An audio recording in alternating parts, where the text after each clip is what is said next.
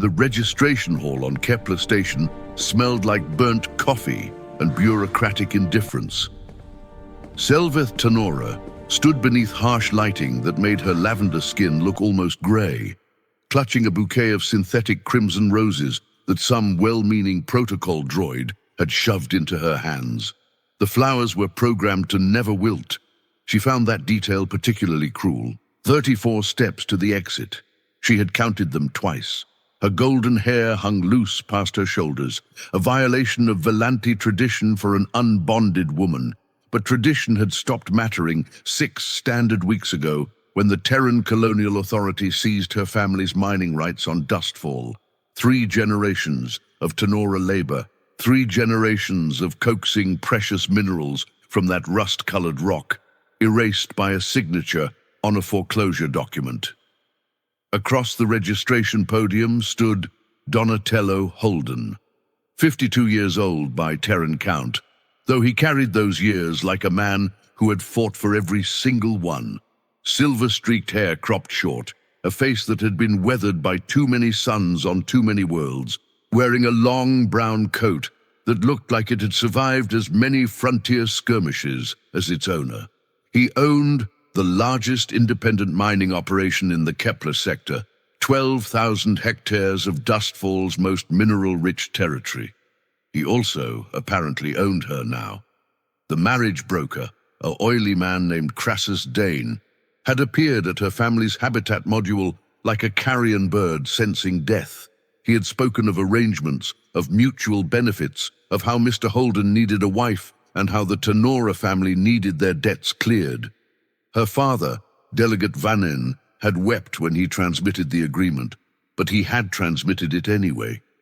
No one had asked Selveth what she wanted. "State your intentions for the record," the registration official droned, not looking up from his terminal. Donatello cleared his throat. When he spoke, his voice carried the grit of someone who had spent decades breathing asteroid dust. "I will honor this bond. I will, not I do." Selveth's secondary eyelids flickered, a Volanthi stress response she couldn't suppress. That phrasing meant something different. I do was statement of fact. I will was a promise of effort. "And you?"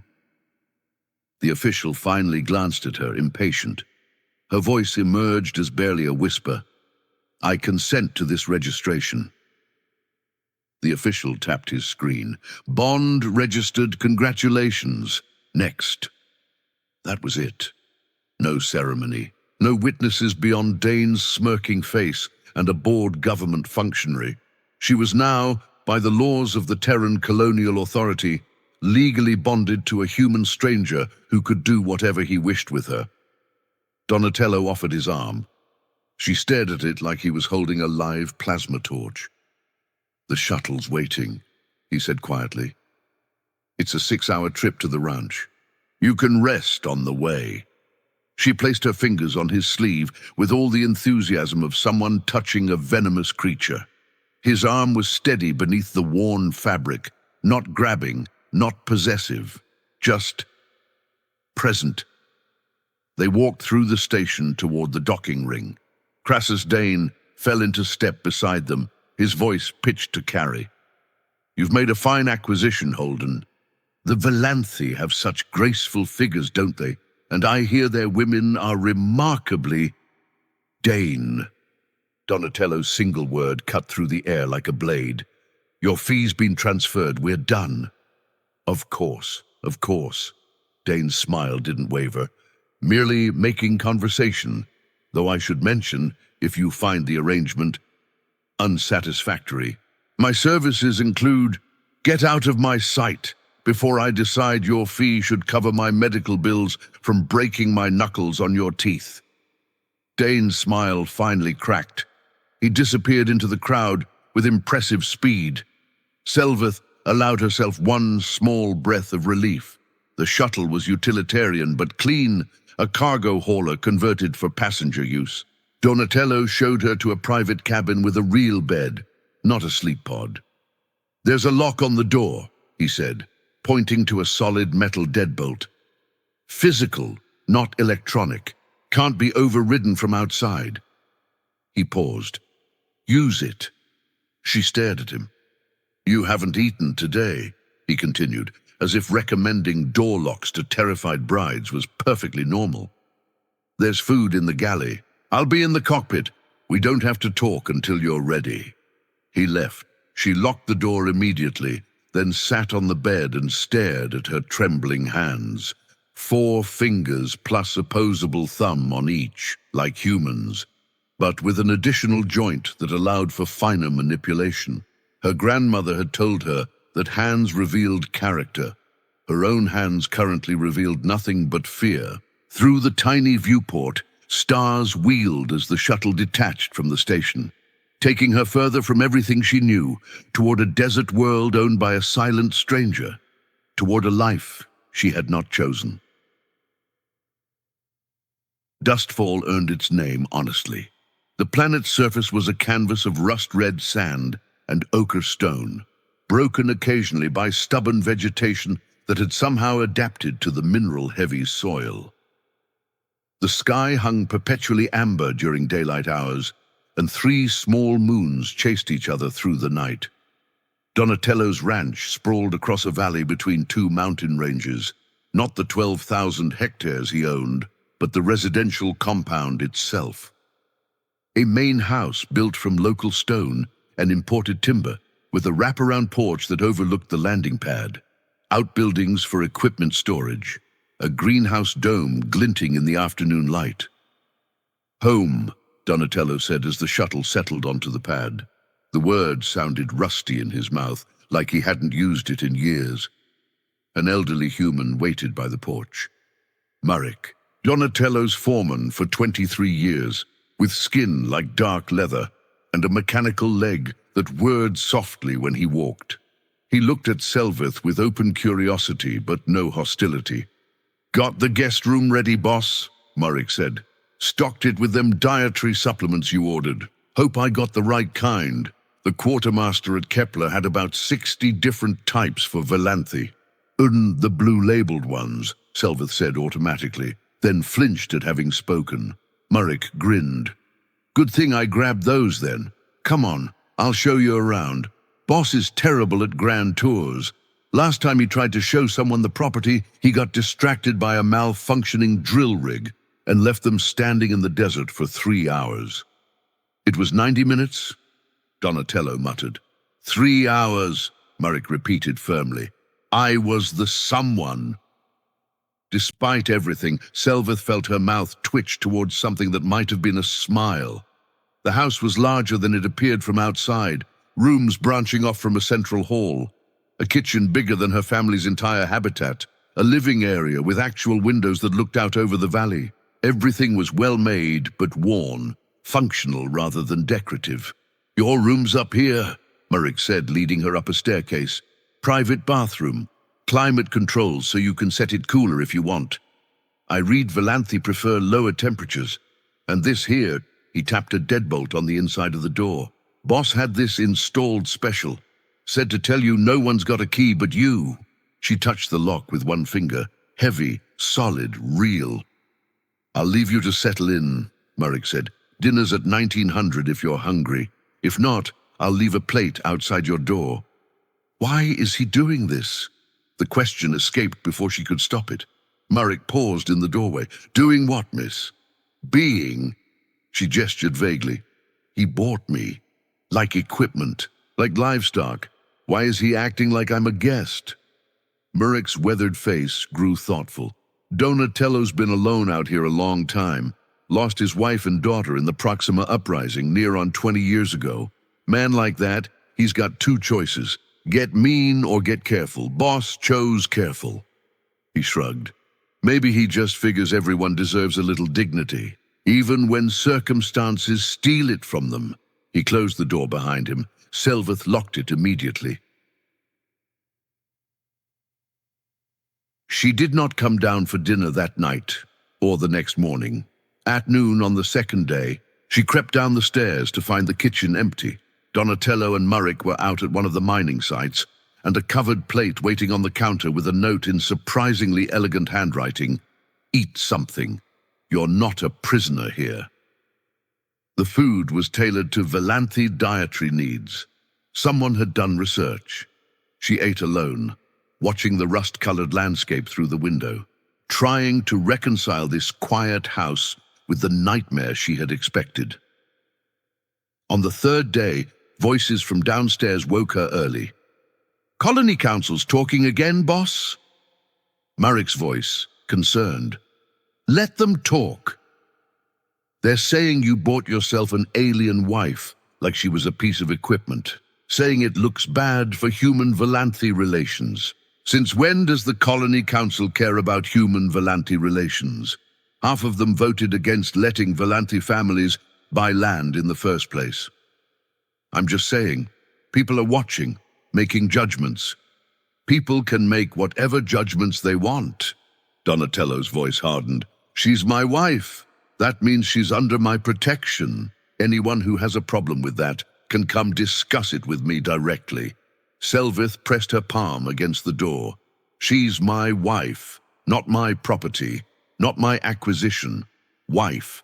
She had expected to be merchandise, to be traded, used, discarded when convenient. What she had not expected was a man who installed locks for her protection and left meals outside her door and defended her name to strangers. What she did not know how to handle was kindness. "You're not eating enough." Selvith jumped. She had finally ventured outside, drawn by the sight of the greenhouse dome, and Donatello had apparently materialized from nowhere. He stood near a row of tomato plants, wiping his hands on a rag, his expression unreadable. "The supplements are sufficient," she said carefully. "Sufficient isn't thriving.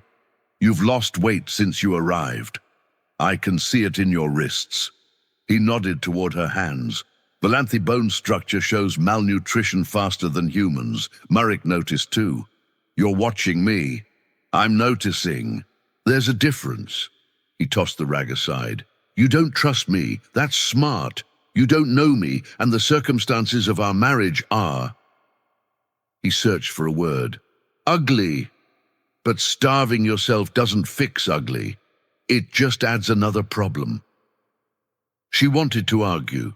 She wanted to summon the cold pride that Valanthi were famous for, to tell this human that she needed nothing from him. Instead, she heard herself ask, "Why did you agree to marry me?" Donatello was quiet for a long moment. When he spoke, his voice had dropped the gruff edges. "Crassus Dane came to me 2 months ago, said he had a business proposition, a Valanthi family about to lose everything, a young woman of bonding age, a chance to clear their debts in exchange for a marriage contract." He made it sound. He grimaced. "Mutual, practical, 2 parties helping each other. And what did you need help with? I'm getting old." The admission came plainly, without self-pity. "This ranch runs on hard work, and I'm running out of years to work hard. I thought maybe..." He shook his head. "Doesn't matter what I thought. When I saw your face at the registration hall, when I saw you were scared, not resigned, I understood Dane had lied to me. You didn't choose this. Your family sold you to save themselves. My father loves me. I believe he does. But love doesn't always stop people from doing terrible things when they're desperate." Donatello met her eyes directly. "I could have voided the contract right there. Should have, probably. But that would have meant the authority took your family's land anyway, and you'd be left with nothing. No home, no bondmate, no legal standing in Terran space. So, I went through with it. You married me out of pity. I married you because the alternative was watching you fall through the cracks." He picked up a watering tool and began tending to the tomatoes. "The door to this house is open. You can leave whenever you want. Take a shuttle back to Kepler. Find work on a station somewhere. I'll cover your transport costs and give you enough credits to start over. But if you stay..." He paused. "If you stay, I'll spend however many years I've got left trying to make sure you never regret it." Selvith stood frozen among the green plants and artificial sunlight. You just let me leave? You're not property, Miss Tenora. It's Mrs. Holden now, she whispered, only if you want it to be. The echo of his words from the registration hall struck her differently now. Not a dismissal, a door left open. She reached out and touched a tomato plant. The leaves were soft against her fingers. I don't know how to be a wife, she admitted. Valanthy bonds are different. There are rituals, expectations. My mother died before she could teach me. I don't know how to be a husband anymore either. It's been 20 years since I had practice. Donatello almost smiled. Maybe we can figure it out together. No expectations, no demands, just see what grows. He gestured at the greenhouse around them. Most of what I've learned about patience, I learned from plants. They don't care about your schedule or your plans. They grow when they're ready to grow. Push too hard, you kill them. Neglect them, same result. But give them what they need and wait. He touched a ripening tomato. Sometimes you end up with something worth having. Selveth felt something shift in her chest. Not trust, not yet, but the possibility of trust, somewhere down the road. I'll stay, she said, for now. Donatello nodded. For now, works. Time on Dustfall moved slowly. The days stretched long under the amber sky, and the nights spread vast with stars and the wandering lights of 3 small moons. Selveth learned the rhythms of the ranch. She learned that Donatello rose before dawn and worked until sunset, that he took his coffee black and bitter, that he hummed old Earth songs when he thought no one was listening. She learned that Marek had served in the colonial marines for 30 years and had lost his leg to a mining accident, not combat, and was deeply embarrassed about how unglamorous that sounded. She learned that the greenhouse was Donatello's sanctuary, that he had built it with his own hands after his wife died because she had always wanted one, and that he grew tomatoes because they had been his daughter's favorite food. She learned that grief lived in this house like a quiet fourth resident, acknowledged but not discussed. She also learned that the colony of Dustfall was not as welcoming as the landscape. The first time Donatello took her into town, the settlement of Brickstone, 60 kilometers north, she felt the stares like physical weight. Humans watched her from doorways. Whispers followed her through the supply depot. That's the Valanthy, someone muttered. Holden's new purchase. Heard he paid off her family's entire debt. Must be nice, getting yourself a wife for the price of a foreclosure. Alien women, though. You know what they say about Valanthy? They say nothing worth repeating. Donatello's voice cut through the chatter. Unless they want to say it to my face. The whisperers found somewhere else to be. You didn't have to do that, Selveth said quietly as they loaded supplies into the transport. Yeah, I did. They'll hate you for defending me. Let them! He secured the last crate. Half of them already hate me for owning so much land. The other half hate me for not selling it to their corporations. At this point, I've got a collection. Adding defends alien wife to the list doesn't cost me anything. She studied him, the set of his jaw, the way his hands moved with steady purpose. You're not what I expected, she said. What did you expect? Someone cruel, someone who would. She couldn't finish. Someone who would treat you like Dane described, like an acquisition to be used. Donatello's voice went flat. I've known men like that. Worked for some of them. Back when I was young and stupid, they break everything they touch, including themselves. He climbed into the transport. I decided a long time ago I'd rather build than break. They drove back to the ranch in comfortable silence. That night, Selveth left her door unlocked for the first time. The weeks became months. 3 moons rose and set, marking time in their celestial dance. Selveth discovered she had opinions about the ranch. The accounting system was antiquated. The equipment maintenance schedule was haphazard. The mineral surveys hadn't been updated in 6 years. She mentioned these observations carefully at first, expecting irritation. Instead, Donatello listened, asked questions, implemented her suggestions. "You've got a head for logistics," he said one evening over dinner. "Ever consider working operations for a mining outfit?" "Valanthi women don't work mining operations. Valanthi women don't marry humans either. But here we are." He pushed a data pad across the table. "This is the company structure. Right now I'm listed as sole proprietor. If you want, I can add you as operations partner. Equal authority, equal access, equal ownership." She stared at the documents. "You'd give me half your company. I'm offering you a job. The ownership is just practical. Partners should have stake in what they're building. We're not partners. We're barely what?" She didn't have an answer. They weren't romantic partners. They had separate rooms, separate lives within the same house. But they weren't strangers anymore either. Something had grown in the space between, quiet and undefined. "I'll think about it," she said. She said yes 3 days later. The trouble started with flowers. Donatello had begun leaving small things outside her door. Not gifts exactly, useful items. A book on Valanthi poetry he had ordered from a specialty dealer on Kepler Station. A thermal blanket rated for Valanthi body temperatures. Supplements in the exact formulation her grandmother had always recommended. Then one morning, she found crimson roses. Real ones, not synthetic. They must have cost a fortune to transport live from the nearest botanical station. They sat in a simple vase, their petals soft and fragrant, already beginning to wilt. "They'll die in a few days," she said when she found Donatello in the greenhouse. He didn't look up from his tomato plants. Most beautiful things do. "That seems like a waste, does it?" He straightened, brushing soil from his hands.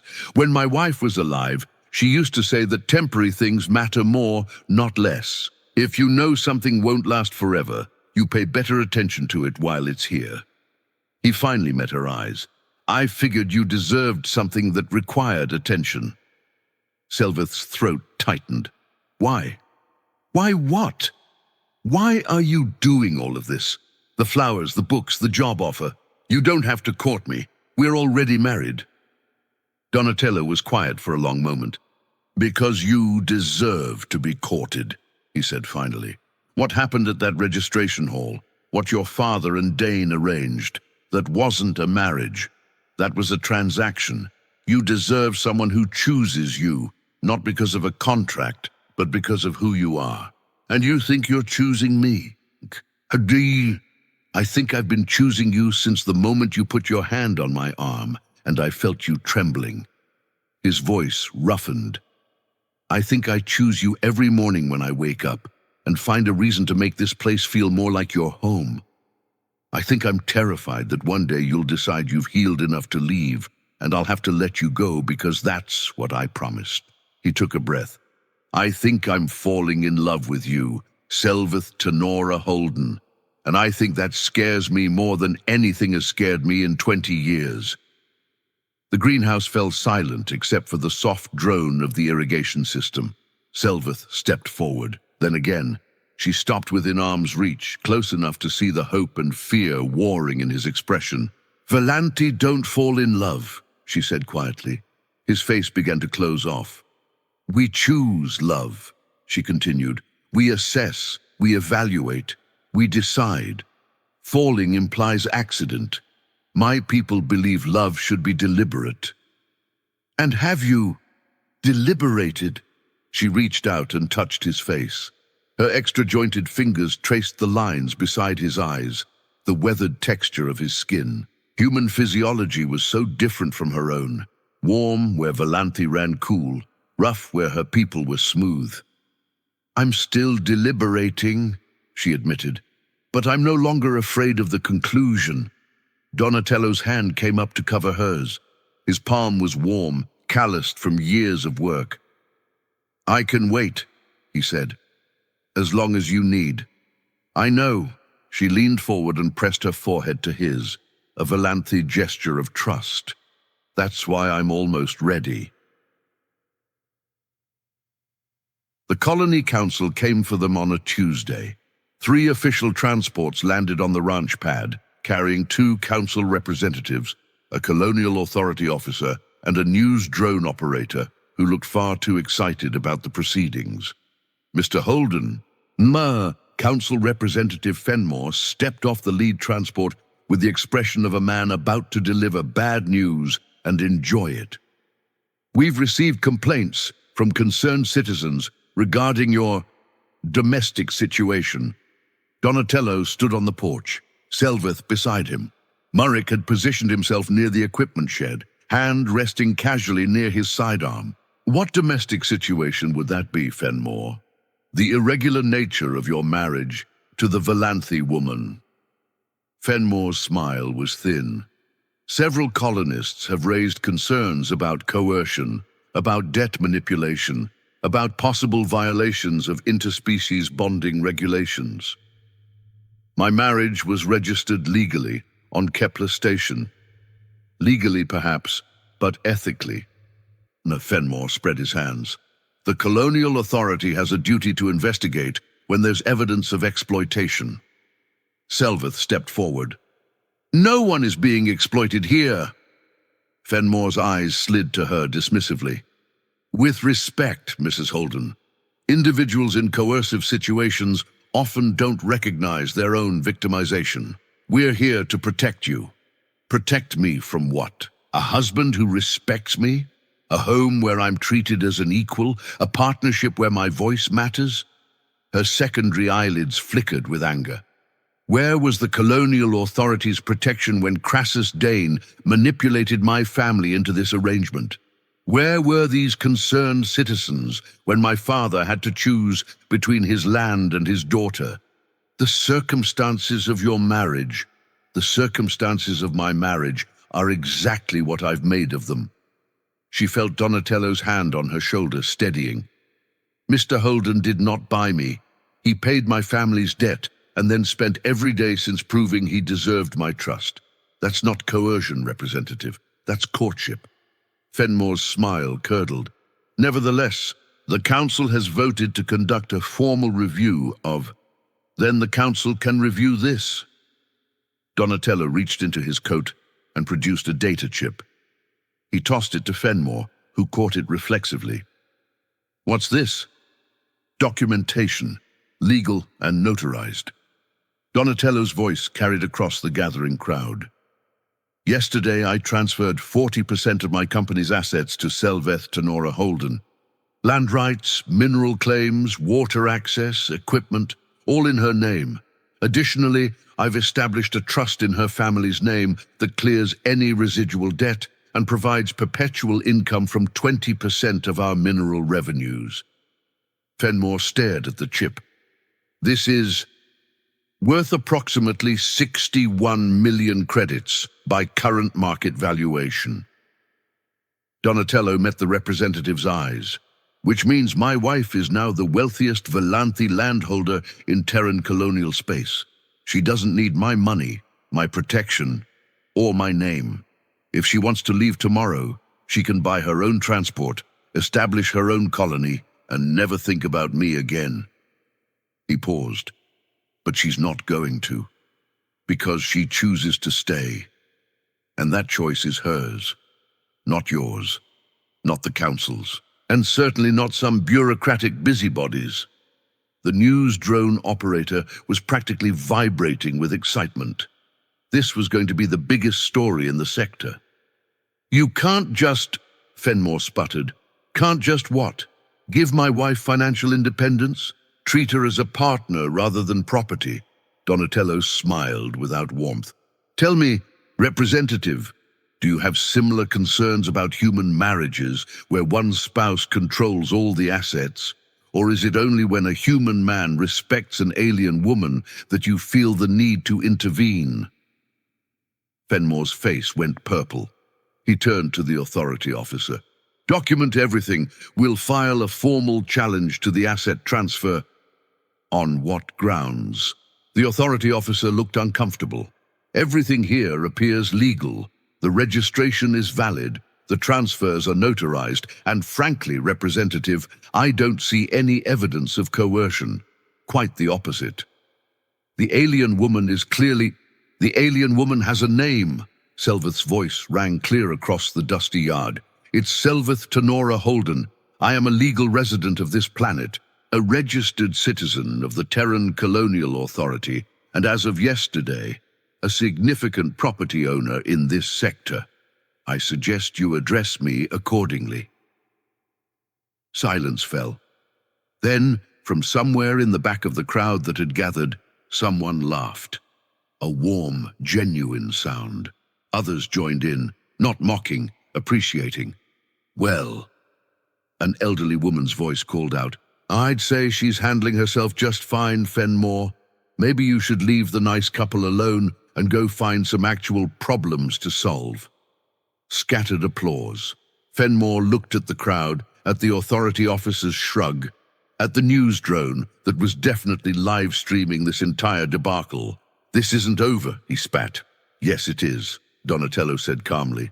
And if you set foot on my property again without a warrant, I'll file harassment charges. Have a nice day, Representative. The transports departed 20 minutes later, trailing dust and wounded pride. That night, the story hit the colonial news networks. Dustfall Rancher's wedding gift shocks entire galaxy. The headlines blared. Human husband transfers millions to alien bride. Within hours, it had spread to interstellar feeds. Within days, it had sparked debates on a dozen worlds about human-alien relations, marriage contracts, and the nature of partnership. Selveth watched the coverage from the living room, curled in a chair by the window. Donatello sat across from her, steadfastly ignoring the screen. You planned this, she said. Planned what? The news drone, the public confrontation. You knew Fenmore would come, and you wanted witnesses.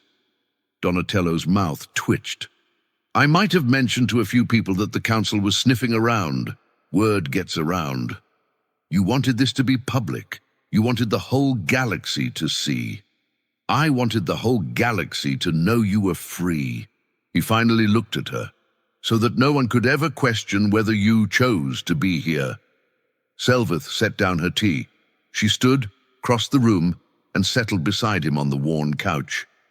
You ridiculous man. I've been called worse. You gave away half your life's work. I gave it to my partner. She leaned against his shoulder. He went very still.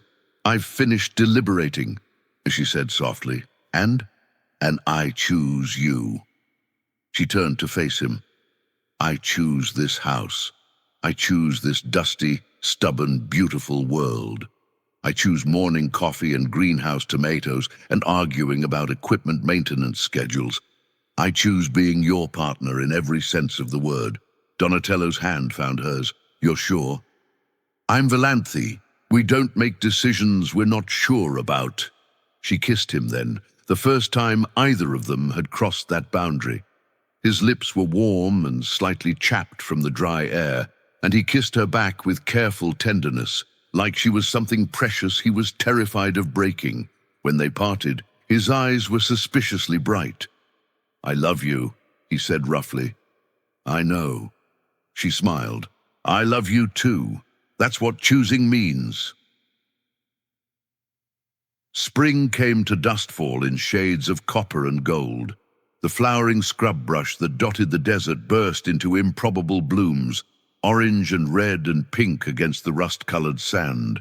In the greenhouse, Selveth's experimental crops were thriving, a hybrid of Valanthe vegetables adapted to Terran soil conditions that Donatello swore would revolutionize the colony's food production. The news attention had faded, replaced by newer scandals and stories, but its effects lingered. The Colony Council had faced a recall election, with Fenmore losing his seat by a significant margin. Valanthe families from other worlds had begun inquiring about land purchases on Dustfall, encouraged by the success of what the media had dubbed the Holden model. Human-alien couples across the sector had come forward with their own stories of prejudice and perseverance. "Fan mail again," Murrick announced, dropping a datapad on the breakfast table. 12 messages today, 3 marriage proposals, 2 death threats, and someone wanting to know if you'll endorse their line of interspecies relationship supplements.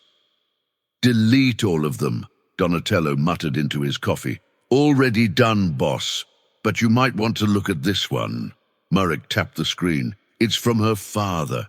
Selveth froze.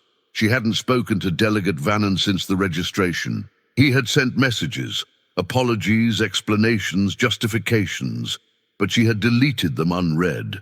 The wound was too fresh, the betrayal too sharp. "What does he want?" Donatello asked quietly. "He's asking to visit." Murrick's voice was carefully neutral. "Says he wants to meet his daughter's husband. Says he has something he needs to tell her in person." The kitchen fell silent. Selveth stared at the message, her reflection ghosting in the screen's surface. She saw echoes of her father in her own features, the shape of her brow, the set of her jaw. "You don't have to," Donatello said. "If you're not ready, I'll never be ready." She took a breath. "Tell him he can come. 3 days from now. He can stay one night."